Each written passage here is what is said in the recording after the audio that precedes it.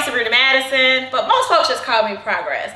Welcome to the Heymiss Progress Show. Today I am talking to Maurice Cheeks, Alder over on the south side of Madison. I am also here with Ali Maudreau, who is running for Madison School Board, and Wanda McCann, who's running to be, your next city alder in the city of Fitchburg. And today we're talking about their campaigns, we're talking about community building, and what they would do with $10,000. Yes. Stay tuned. Hey, I'm Sabrina Madison. Most folks just call me Progress.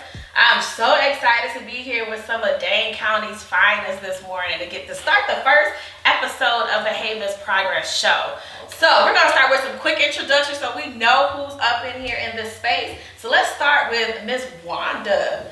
Hey Wanda, tell us who you are, what you're running for. Go. All right, good morning. My name is Wanda Smith. I am running for Alder for District 1 in the city of Fitchburg, an award-winning community organizer coming to bring change to Fitchburg. All right, that's my city too, at least temporarily. All right, good morning, Ollie, with that beautiful gold on. Good morning, I'm Ali Maudreau. I'm running for school board, seat 6, for the love of learning. My name is Mo Cheeks. I represent the 10th district on the City of Madison's Common Council, running for re-election. So I wanted to start with this to give not only folks the opportunity to hear from I think Dane County's finest, but a little bit talk about the community you've built. I want to talk about what you've learned from running, because for you two, it's your first time running. You're running for school board, and you're running for alder, and you're up for re-election as alder over on the south side of Madison. So Ali, y'all, let me tell you, Ali has been all up in my life at least since my son was a freshman in high school at West High School. He was a poet. He still writes. He sent me a poem a couple nights ago. I should send it to you and be like, hey girl, workshop this for him. And she continues to work in this community, which we absolutely love. So tell us, why are you running for school board, girl?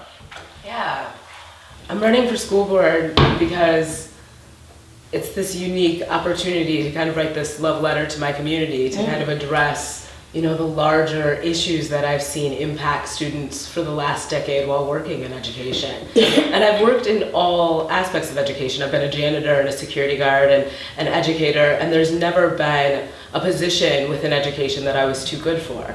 But I've invested a lot of my time into the leadership of this community, and I really want the community to invest in my leadership. I think we need diversity on the school board. We need a school board that inspires the young people of our community with representation of them. I wonder, why are you running? Because you've been really like a powerhouse here in Madison.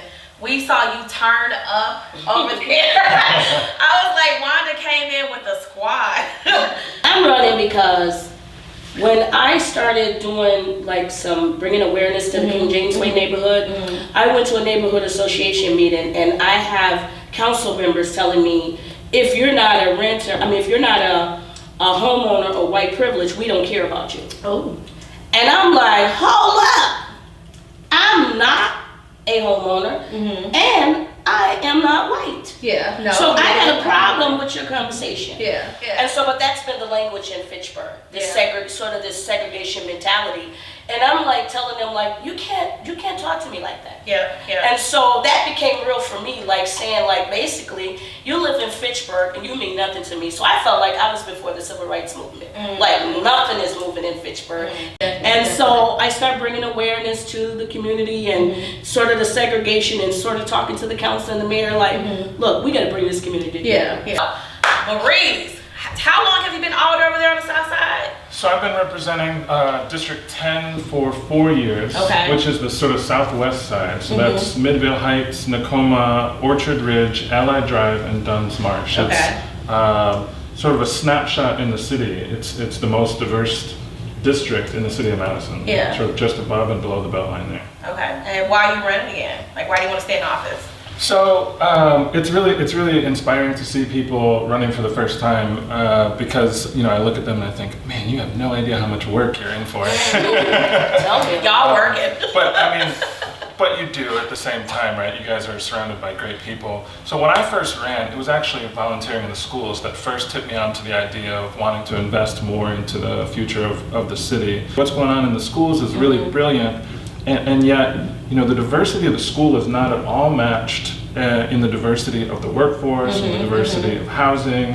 And so I thought to myself, we're in a really interesting, exciting moment in time for the city of Madison's sort of trajectory as we're tipping to be a quarter million population. Like in the next 10 years, this minority school district, all these kids are going to graduate. They're going to need a place to call home, as professionals. And so I'm really excited about the opportunity that we have to be able to shape a community that's going to be able to embrace and allow all these folks to thrive. So what does your support base look like?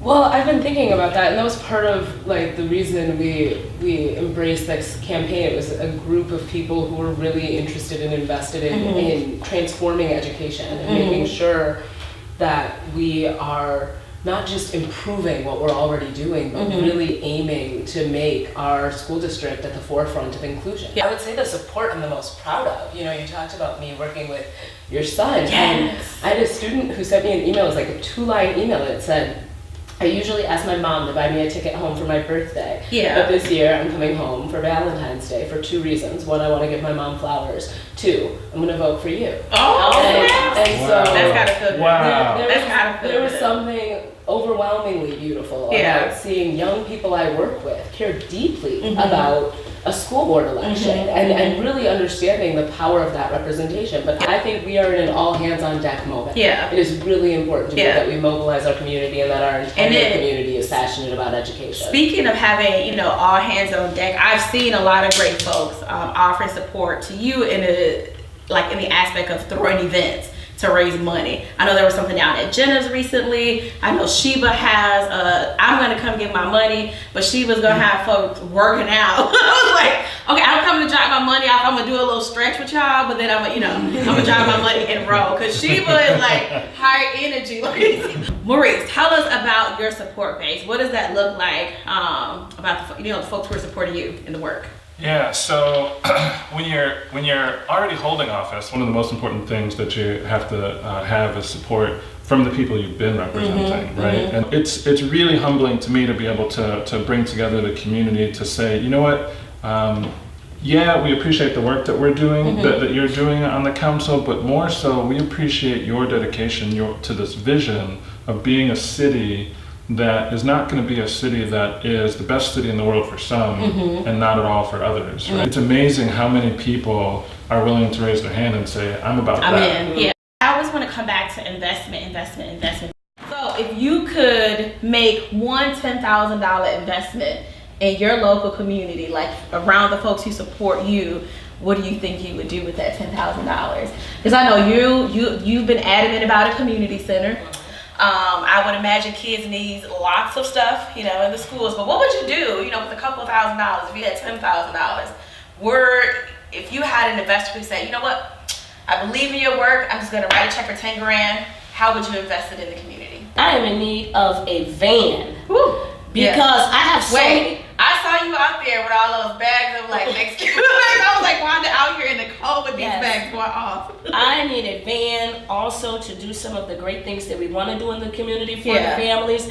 And also, we find ourselves dropping off so many kids every day to the after school program, not having enough room because kids don't have rides.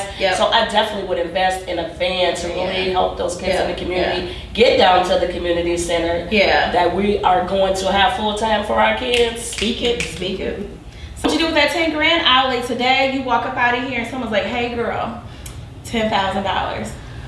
I think looking at how to make resources really effective is always looking at how to leverage those resources to get the investment of other people. That could provide, a 5-week, $500 paid internship to a significant number, a significant cohort of children. And that would also allow us to provide the funding to compensate the young people and then include the community in providing those internships and those resources and that educational. Folks might just match that $500. Exactly, that educational experience to youth. But I think one of the things to do is really, grapple with the economic reality of some of our students and how can we empower young people who are living in poverty and really need to navigate resources themselves to have access to resources while engaging in work that's really meaningful to them. I'm with you though on that $500. I can't stop thinking about that now. $500 stretches far if you stretch it far enough. And then thinking about not having to go to that after school job at least for a couple of weeks because you got some surplus cash now. So that is a great idea, especially if my son was still in high school, he could have benefited from that $500. So. All right, Maurice, you walk out of here, we're done today, boom, in your inbox. I got $10,000 I want you to invest in the community. What would you do?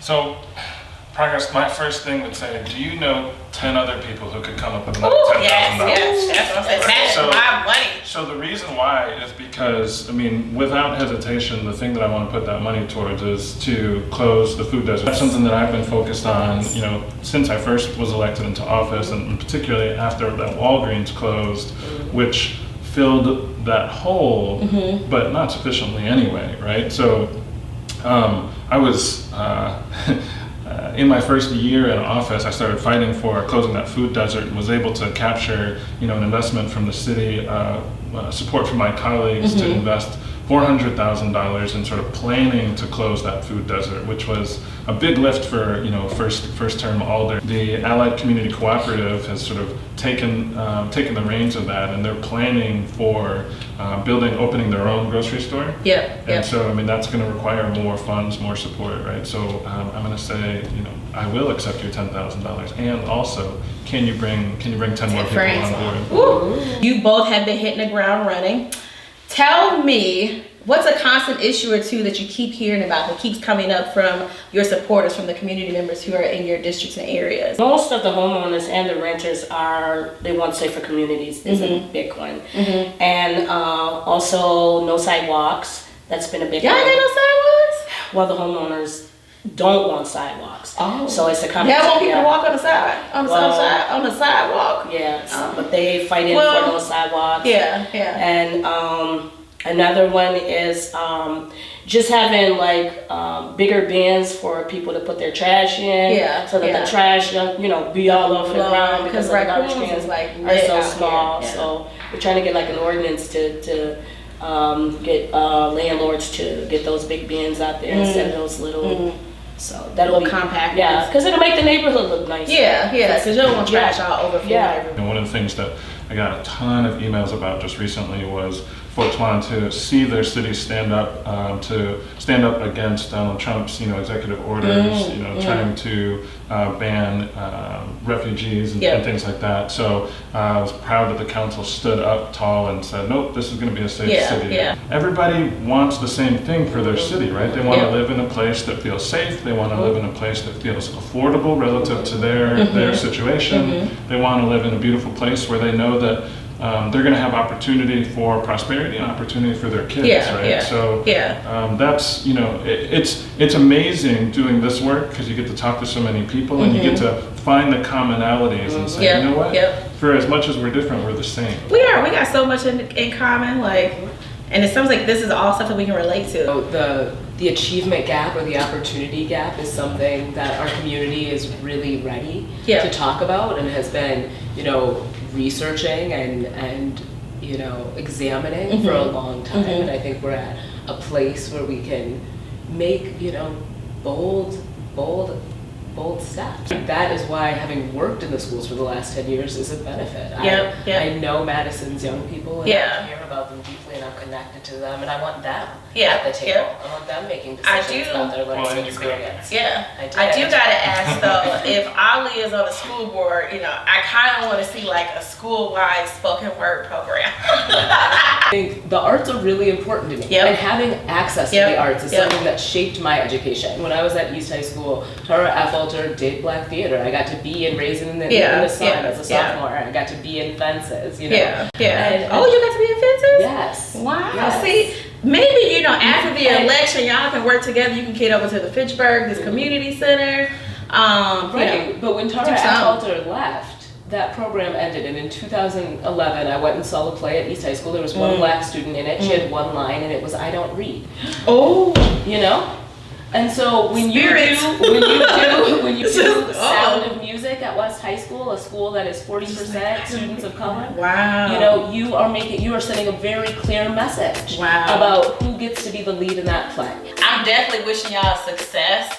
I ain't rich, but I'm gonna definitely put some money in all of y'all. I won't be exercising with Sheba though. I will stretch with Sheba. I will be stretching with Sheba. So my portion of the day will be titled Stretching with Sheba. Yes. So I gotta ask y'all, this is like really, really, really important. It's like life or death here. So, Whitney Houston or Mariah Carey?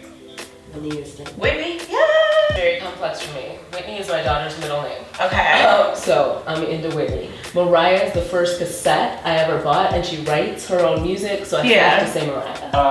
Mariah. Okay, this one is definitely important too. Biggie or Tupac?